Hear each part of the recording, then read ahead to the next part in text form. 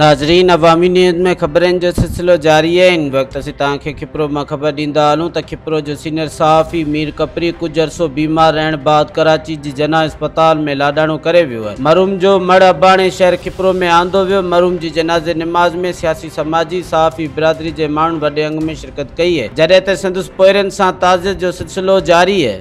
यादि रहंदो छो त हू हमेशह कंहिं ग़रीब माण्हू जा बेपोछ माण्हू जो हिकिड़ो सहारो हूंदो, हिकिड़ो आवाज़ु हूंदो। हू पंहिंजे कलम ज़रिए ऐं पंहिंजो वसहारो हर ग़रीब माण्हू जी मदद कंदो।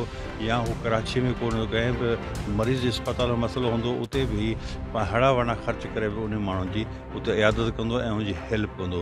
मीर विछड़ो साफ़ हथनि जी दुनिया में खिपर जे ख़ासि करे माण्हुनि लाइ हिकिड़ो इंतिहाई खाल वॾो आहे जेको गच वस्त न भरे सघंदो। असांजो पुराणो साथी साहब जेको हिन जाम पाण पतड़ो इंतिहाई जफ़ाकश दिल ऐं मोहबतनि मेड़ ईंदड़ महबतूं ॾींदड़ हंसमुख माण्हू, हिन जो विछोड़ो असां पूरी साहबत ऐं संगत लाइ विछोड़ो आहे।